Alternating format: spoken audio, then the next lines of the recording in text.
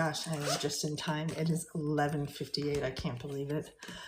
It took me a long time to figure out how the new thumbnail works. Like when you choose your thumbnail to go live, they now want you to pick 3 thumbnails and decide which one's going to go best and try different things. Okay, my name is Professor Lorinda Kahn. I teach for the University of Maryland. And what we're going to talk about today is idioms that you can use to ask for help.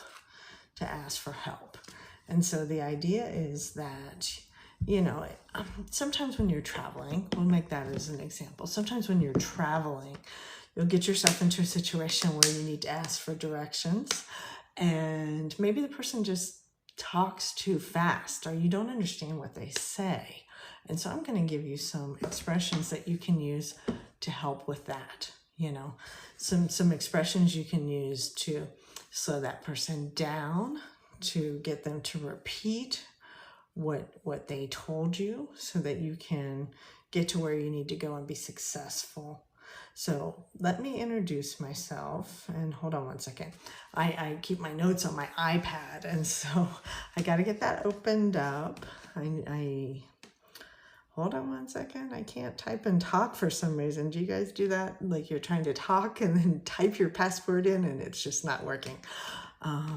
Okay, guys. To ask for help. Let me get my file open. So let me introduce myself. And that's one thing that you can do. Okay. Let me talk about the value of introducing yourself. So for example, if you are in a required Zoom meeting, or if you are someone who has to meet foreigners for work, the first piece of advice that I always give to my students is to prepare an introduction, right? Because when you introduce yourself to someone, it's much easier to interrupt them and ask them a question than if you haven't introduced yourself. We teach this in the U.S. I worked for the University of Alabama at Birmingham, and even at the graduate level, we had programs in health services administration, and we had like different levels. So we had a program that was for students who had just graduated from college who were young. We had a program for people who were kind of low-level administration, maybe a coordinator, maybe a secretary. And then we had another program that was for the higher administration that wanted to go into the CEO suite. And then we had that last level that was physicians, CEOs, CFOs, who just wanted to get the degree so that they could have the prestige of having, an additional degree. So one thing that we always taught all these students, whether they were the ones that had just graduated from college, the ones that were kind of office coordinators and office secretaries, even if they were like the mid-levels, or even if they were the CEOs, CFOs, physicians, was how to introduce themselves, So, when you introduce yourself to someone, the important thing is to keep it simple. I've seen a lot of my students kind of make a kitchen sink when they're making sentences. They will try to put everything into one sentence and it all gets jumbled up. So I always teach my students to use something called an elevator speech. What does an elevator do? It takes you up, it's quick, it's fast, it's easy, right? So the elevator speech, even in the US, we teach this. And you can make it for your personal introduction. My name is Lorinda Kahn. I teach for the University of Maryland. I teach English. These are all very simple sentences.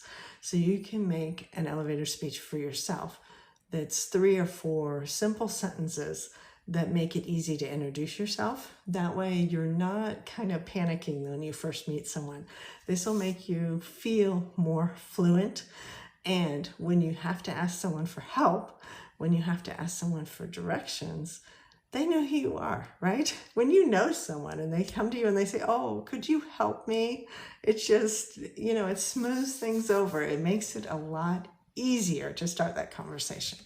So, number 1, the elevator speech. I want you guys to keep it simple. I want you to practice at home. I don't care if you're that person who just graduated from university. I don't care if you're that, kind of mid-level office worker, administrator, coordinator, program director. And I don't care if you're the CEO, CFO, the lead engineer on your project. I want you to practice at home, okay? And I'll tell you a secret. When I have a meeting on Zoom with someone, maybe I have an important meeting, I prepare for that meeting. I sit down, I take notes, what I'm going to tell them. And maybe I don't practice the part where I say, my name is Lauren DeCon. I teach for the University of Maryland. But I do sit down and I think about what I'm going to say. So I prepare my own elevator speech. That's something I do so that when I meet someone on Zoom, I'm not worried about the first part of that conversation. It makes things so much easier. And I promise you, if you do that, then you're going to do great. Sorry, I started to read someone's comment and I got distracted. So you can do the elevator speech for your introduction, and then you can also do your elevator speech for your projects. So maybe you are a student and you work with a mentor and there's a project in a lab that you want to talk to people about. You can make short sentences that make it easy for you to talk about what you're doing in the lab with foreigners. You can take notes. You can decide, these are things that I can tell someone about my project. And then when you're put on the spot and you get a question that you did not expect, you'll have something to say. You'll have a place to start from. And I promise you, this is going to make you feel more fluent. Okay, guys, I'm going to go through and read the comments. There are a couple. Thank you so much, guys, for making comments. That really helps the live stream. I don't know if you guys know that, but those count as good engagement for me. So when you guys give me love and when you guys make comments in the chat, it really helps. Okay, guys, thank you so much, Joan. I'm glad to see you. I know it's really, really late, and I'll do this a couple of times. So if you guys have to hop off early, that's okay. The weekends are hard for everybody, I think. Let me get my iPad open back up. So we are going to talk about idioms that you can use for help. Okay, so if you know the person well and you're working with a team and you're kind of midway through the project and something goes wrong, you can go to someone, you can say, can you throw me a lifeline? Throw me a lifeline. And actually there was some game show, I don't remember, where people would get asked questions and they were allowed to make a phone call. Throw me a lifeline. And so the idea is that you're like, okay, I'm in trouble, I need some help. And think about, someone who's fallen in the water off of a boat and the person throws a life preserver out and they pull them in. That's a lifeline. And so the idea of throw me a lifeline, could you throw me a lifeline? Could you help me out here? Now you can say that and you can just, I want you to pound that out. Could you help me out here? So this is a little bit more of a passionate expression. And in English, we would say, could you help me out? Could you help me out? And that tells the person who's listening to you that it's a little bit of an urgent request. Okay. Same thing with the lifeline. It's like, come on, I need some help here. I'm up against a deadline, right? I'm up against a deadline and I'm not sure what else to do. Okay. So lend me your ear. So this is you're talking to somebody and you want to tell them not so much a secret, but something important, and you want to make sure that they understand you. And you say, lend me your ear. Lend me your ear. That way I make sure that, I want to make sure that you understand that this is so important, what I'm telling you. So lend me your ear. Lend me your ear.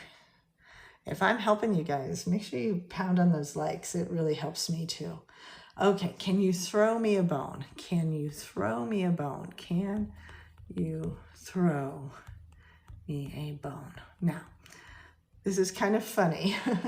This is an expression You know, you have a pet dog. I know in Beijing people love pets, right? I know there are more pets than there are people in Beijing and China.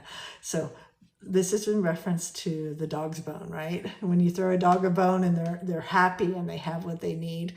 And so it's not a negative expression. I mean, you would think it is because you're kind of comparing yourself to a happy dog. But can you throw me a bone? It's like, can you help me out? Can you give me what I need? Can you throw me a bone? Okay, so now this one you would not want to use unless you really are in trouble. Okay, this is not like this really admits that you're going to fail. I'm in over my head. Okay, so let me give you context for this one. I'm in over my head. Remember, we were talking about idioms for business, I think last time, and we talked about kind of sink or swim, right? This is a swimming idiom. In over my head, you know, that means the water's above your head, right? And it means basically if somebody doesn't help you out, you're not going to survive. So I'm in over my head. You do not want to use this unless you want to clearly tell someone that you're in trouble, okay? You would definitely want to use it, you know, if you've got too much work, right? And so the team gets together in a meeting, right? The team gets together in a meeting and they're talking about what each person's gonna do, right? And so, you know, maybe the manager says, okay, Lorinda, you're gonna count all this clients and you're gonna figure out where they come from, and you know, and then I say to him, well, I'm really in over my head. Can I have some help with this? You know, this is a little bit too much for me. So really it's in over my head is saying, this is too much, right? I'm sinking. Remember the idea of sink or swim, right? So you know, again, that's a business one. If you sink, you're not successful, you're failing. Sink or swim, right? So the ability to swim means that you're doing well. And remember, we talked about treading water. So treading water, right?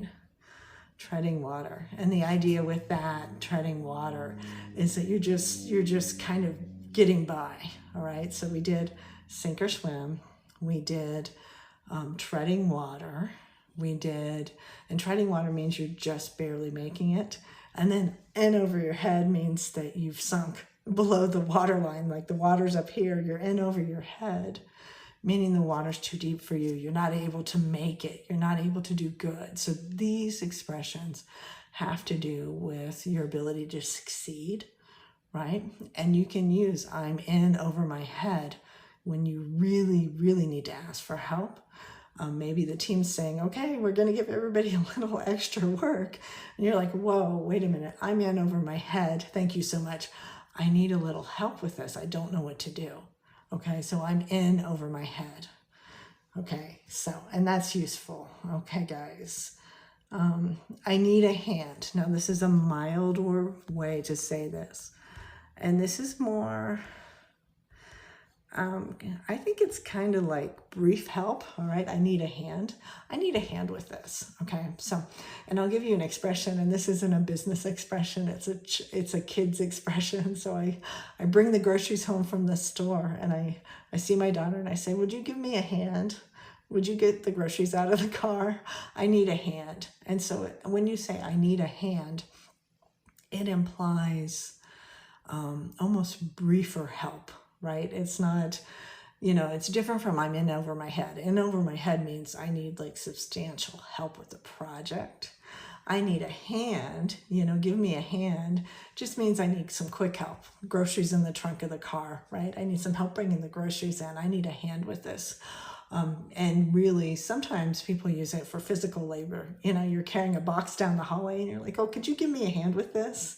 It's usually something you can complete in a quick amount of time. So that's the difference between the way you ask for help, how much help you need and how much trouble you're in, you know? Okay, guys, I hope that helps. All right.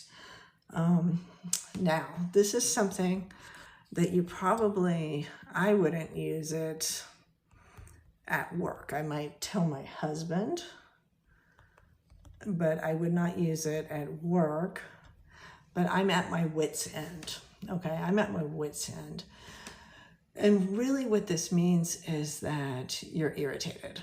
Okay, like something's driving you crazy at work. Like maybe, I don't know, you just have so much to do. You can't keep up. I'm at my wit's end. It means I'm at the end of my rope. I've reached the end of my rope. Now remember, I said, hold on one second. I've reached the end of my rope.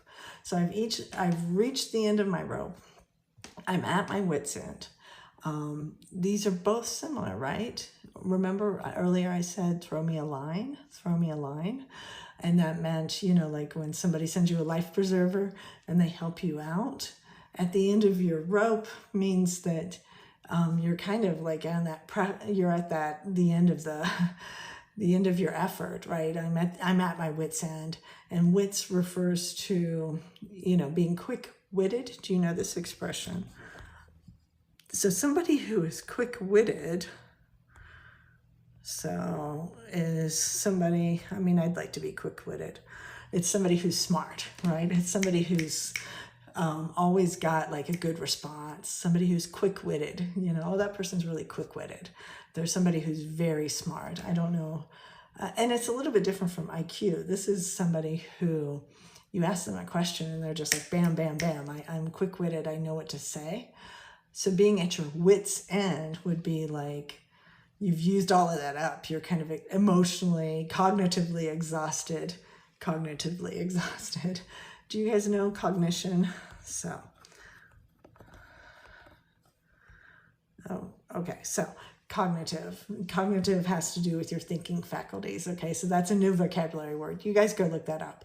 So sometimes we talk about being, now this is cognitively exhausted. Okay, and this is kind of advanced, but cognitively. But cognition has to do with memory and how you think, right? And so when you say, oh, I'm cognitively exhausted, it means you're just really tired from work. You have a lot on your mind. You have a lot on your plate. Let me give you that one too. And I'm kind of drifting here, so I'll get back to the expressions about asking for help. But you can use this one a lot. Hold on, I typed wrong. A lot on my plate. Okay, and actually this one can be used to ask for help too. So your plate at work, your plate is all of your projects, okay? So when you say, I have a lot on my plate and you're at work, I have a lot on my plate, it just means that you have a lot of different areas that you have to work on. Think about the traditional American meal, mashed potatoes, vegetables, and meat. And in fact, when I worked for the University of Alabama at Birmingham, in Alabama, you know, there's, what is it? I think it's 2 veggies and a meat. On meals were always 2 veggies and a meat. So you would get, you know, chicken, rice, and a vegetable, you know. And so the idea of your plate at work, these are different projects, right? Like the meat one's the most important. And so when somebody says meat of it, when they talk about meat, that's the more important thing, right? So let's get to the meat of things. Let's get to the most important things, right? Veggies are not important. I mean, they are, but like when you're talking about the meat of the issue, it's the most prized part, the most important part, right? And so your plate, your dinner plate, your work dinner plate is your projects, right? Does that make sense? And so if you're busy at work, you can say, I have a lot on my plate. I have a lot on my plate. Okay, let's keep going. I could use a second pair of eyes, okay? And this is actually something I tell my students in their writing classes, to have a second set of eyes. And what that means is that I need somebody to proofread my work. I could have a second set of eyes, right? Eyes. Do you guys understand what that means? I could have a second set of eyes. And that means that you've written your project, right? And you share it with the person, or your essay, or maybe it's just an email to the teacher. I could have a second set of eyes. Could you guys take a look at this for me? Could you check it? Could you proofread it? I could have a second set of eyes on this, right? All right. Next one. So for those of you who just joined me, my name is Professor Lorinda Kahn. I teach for the University of Maryland.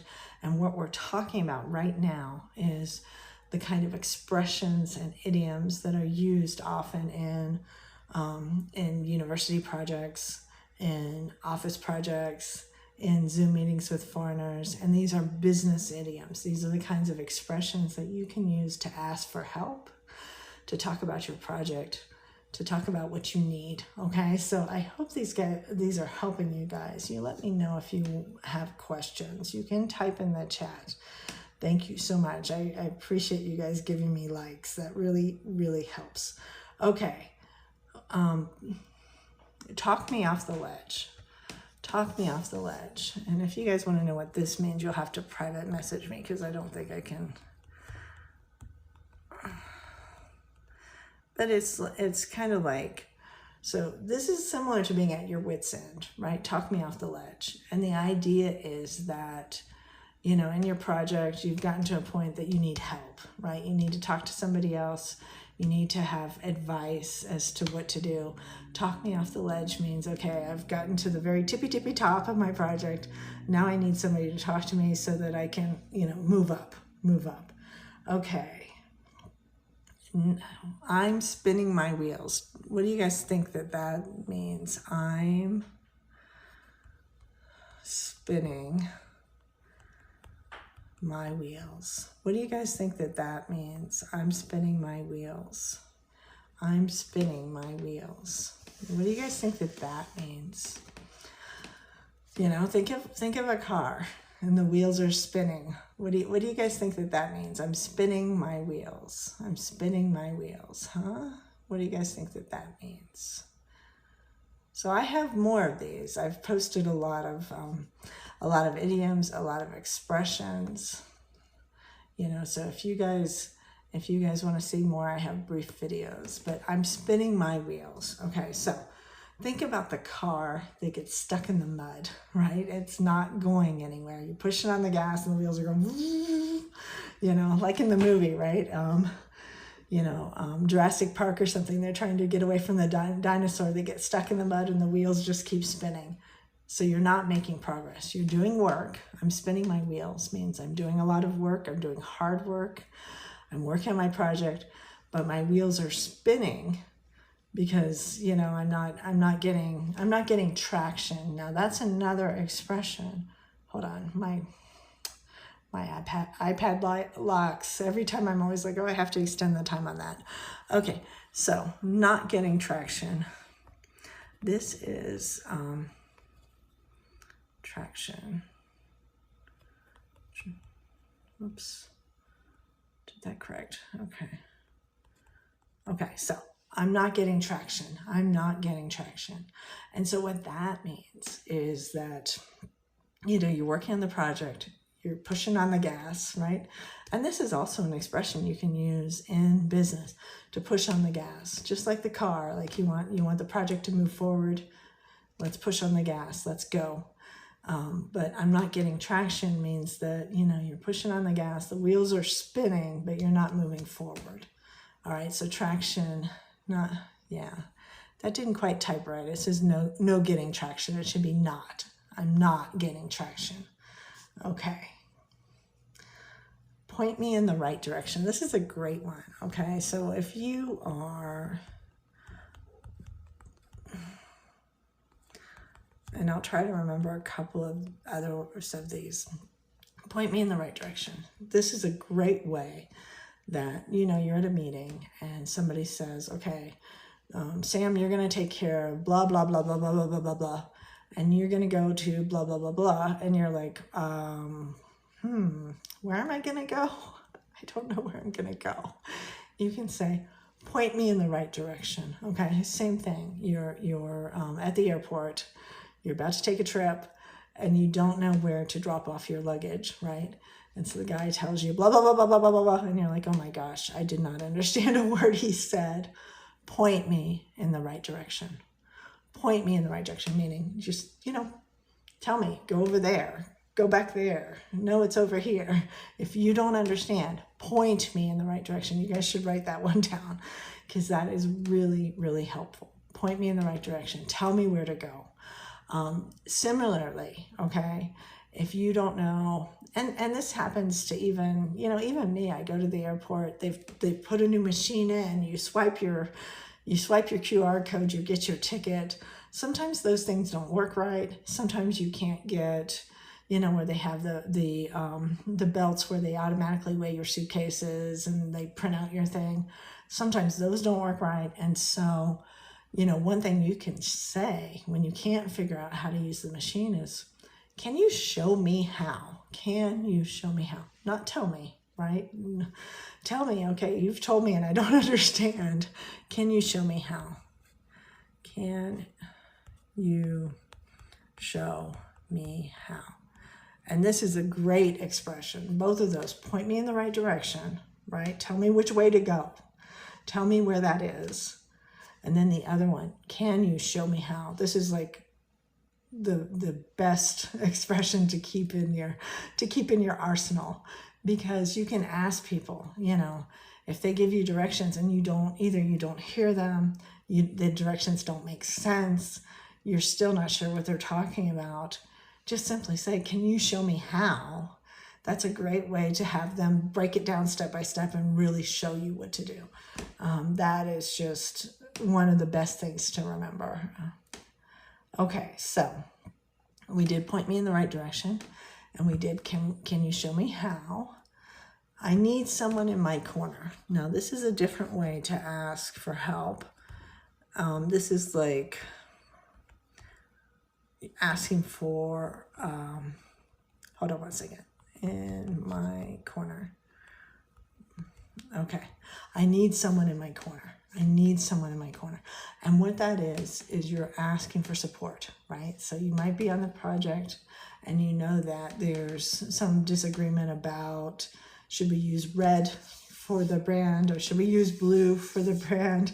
I don't know, maybe something more important, right? The bolt that needs to be used on the engineering project. You're like, okay, I think we should use the big bolt. And the other guy's like, no, we can save money. We'll use the little bolt. And maybe you say to the team, oh, well, I need someone in my corner because I think this big bolt is better. It's going to be safer. I think the little bolt's not going to last. Okay, so I need someone in my corner. I need someone in my corner. It's a way to ask the team to support you, right? You're making a claim for something. You're making an argument for something. I want the big bolt. Yeah, I need somebody in my corner. I need you guys to vote for me and say, yes, big bolts are good. So like that, I need someone. Yeah, I need someone in my corner. Let me check this chat. You guys can ask me questions. You guys can ask me anything. And I know it's way late. I know it's way, way, way late. Okay, so next one. Throw me a rope. We already did a bunch of rope ones. So you know what that is, lifeline and a rope. I did throw me a lifeline, right? So throw me a rope, it's the same end of my rope, meaning that you're on that ledge. You need some more help, right? I'm at my wit's end. So we did those. Okay. And we did, I'm treading water, right? To tread water, it's like the doggy paddle when you're not swimming, right? And we talked about, I'm going to remind you guys, a lot of times business is couched in sporting expressions, right? So sink or swim, right? And the person who can't swim is the person who, treads water. It's like the doggy paddle, the person who's like, oh my gosh, I can't swim. But that keeps your head above water, right? And that's another business expression, like you're surviving, not doing great. You're not swimming, you're just keeping your head above water and then being underwater, right? So we did those. Okay. I love this one. Can you be my sounding board? And And I love to use this method. So a sounding board is usually in a recording studio. You know, you have that board up on the wall so that the sound comes back and you can hear it, right? So if you ask someone, would you be my sounding board? And here's another way to say the same thing. Can I run something by you?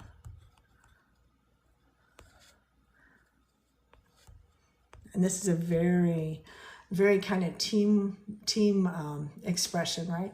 Will you be my sounding board? And can I run something by you? Both of these mean, can I ask you if this sounds right? Can I ask you if this sounds right? Can I ask you?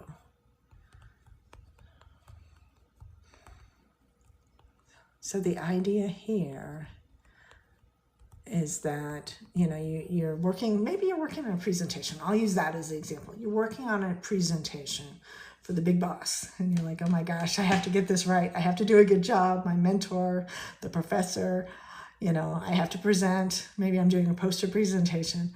So it's a big deal for me, right? And so I go to my colleague and I say, would you be my sounding board? Meaning, you know, can I ask you what you think about this, right? Can I run something by you? Same thing, exactly the same thing. I'm going to explain my idea to you and you're going to tell me what you think, okay? And then same thing, can I ask you if this sounds right?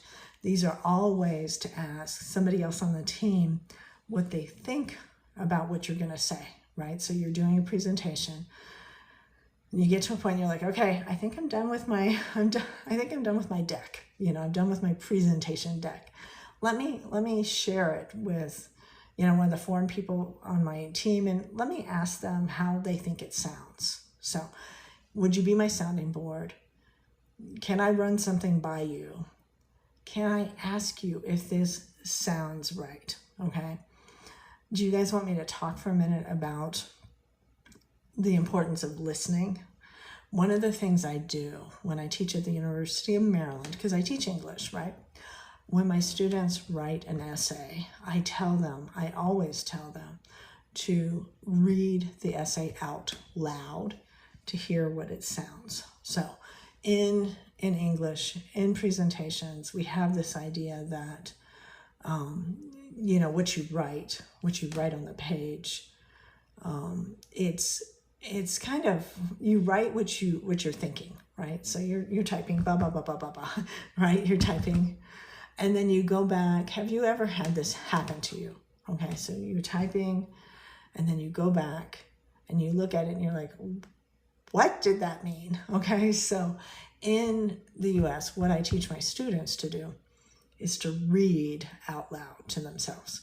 So you've typed your essay, you've typed your presentation, read it out loud. Hear how it sounds. Does it sound right to you? You know, this is the concept. I always tell my students in China, talk to yourselves. You know, when you're getting ready to get on the train, you're running around the house, you're packing your kids' lunch, you're packing your lunch, talk to yourself. Talk to yourself in English. Hear how it sounds. I promise you, it will make you more comfortable. It will make you more fluent, okay? And I'm not talking about like the, you know, these are important too, the daily dictations, right? Where you practice, oh, can I order a latte? I'd like to have a latte. How much is it? Those are great. But I want you to talk to yourself. I want you to practice.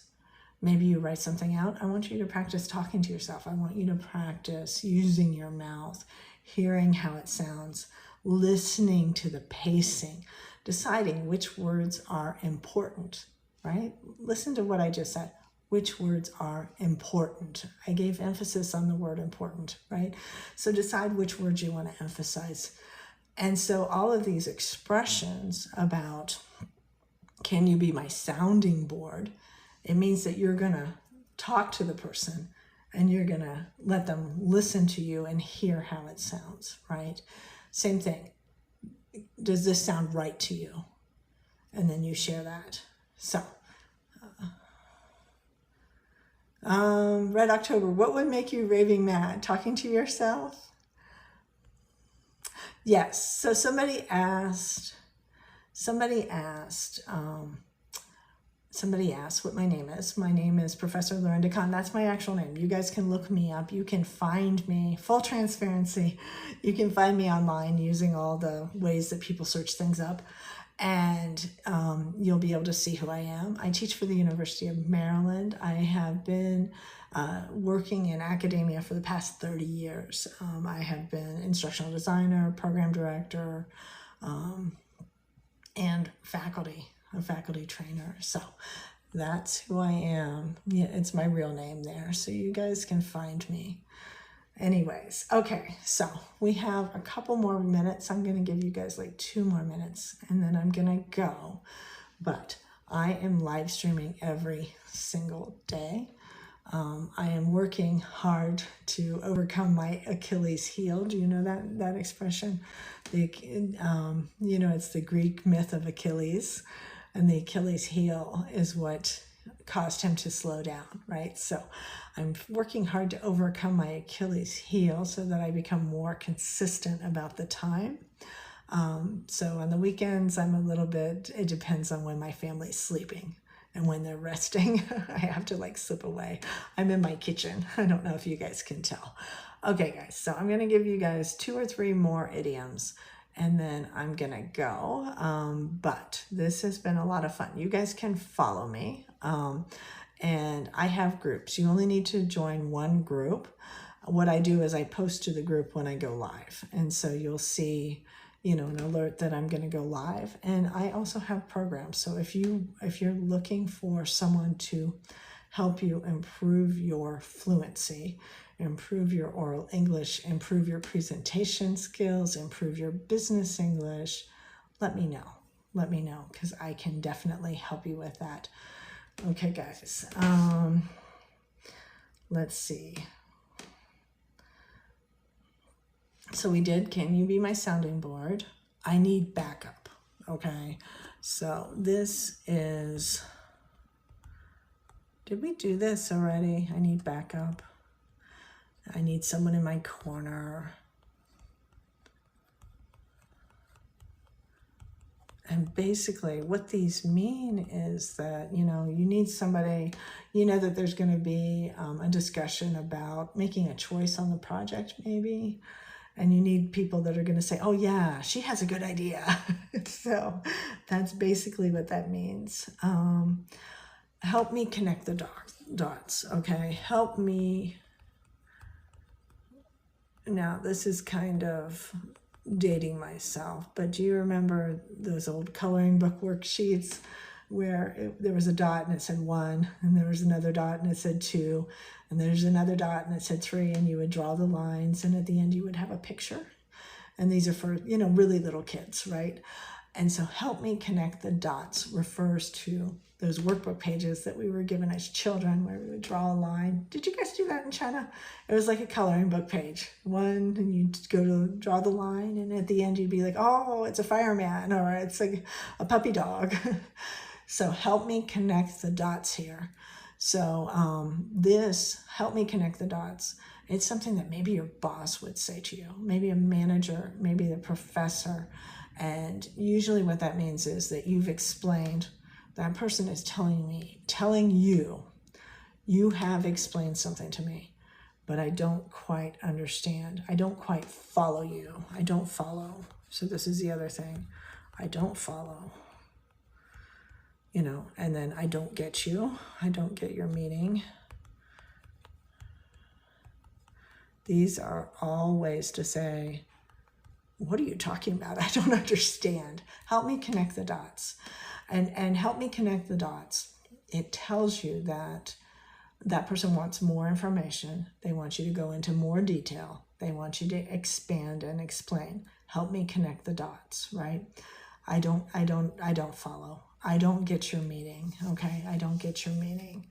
Okay, next one. I'm hitting a wall. Okay, so this is different.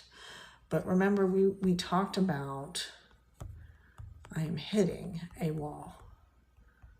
And sometimes people will say brick wall, right? Like it's a brick is really strong, right? So people will talk about a brick wall. one more. I'm going to put one more so that we can, because this is the most common of them all, bottleneck.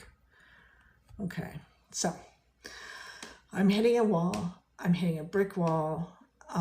Both of those means that you're working on your project, right? You're making progress, and then when you hit a wall, that means you've come into friction, and that's the other. It's a very common business expression, friction. Okay, so I'm hitting a wall. I'm hitting a brick wall here. Means that, you know, the project has run into an obstacle. A bottleneck. Think of the wine bottle, right? So it's wide at the bottom, and then it gets narrow, right? Like a wine bottle. And the idea of the bottleneck is that, you know, the project at the bottom, it's going, right? It's got all this space, it's going up, it's doing great. And then the bottleneck, it comes to this narrow part. And when you get to that narrow part, you've got problems. And this is something that you know, I always look for in my own project, like in my teaching group. You know, I always look for bottlenecks. I'm like, okay, we can do this better. We're going to switch things out so we're not bottlenecked. A lot of times that bottleneck has to do with maybe you're in a team, and I'll give my example of video production, right? So I create my videos, and then I run them through, I'm not going to name any app names, but I run them through an app to kind of clean them up. And then I run them through another app to put Chinese subtitles on them. And then I have to make descriptions. So I have like step 1, step 2, step 3, step 4. Well, at the beginning, I have a lot more videos. And so they end up being bottlenecked at the end before I post them. And so that's my bottleneck, right? That's my bottleneck. Same thing if you're on a team, you know, and there's 5 people, and you have a lot of people working at the beginning, and then one person. A lot of times it's like, okay, one person's responsible for, I don't know, posting the video, right? And that one person's always behind. So that's the bottleneck to being successful. So the idea of the bottleneck is that the project works really well down here at the bottom of the bottle. And then when it gets up to the narrow part, there's problems. And so that's something in business people talk about all the time. Oh, we have a bottleneck. We are bottlenecked. One more example. Maybe you're in a factory that creates, I don't know, car parts, right? And maybe there's some little plastic widget that you can't get from the place that you buy it from. Maybe you buy it from another city, and those don't come in on time, right? So that slows down your production, right? So that's your bottleneck, right? That you don't get the little piece. Okay, I hope that helps. I hope that helps.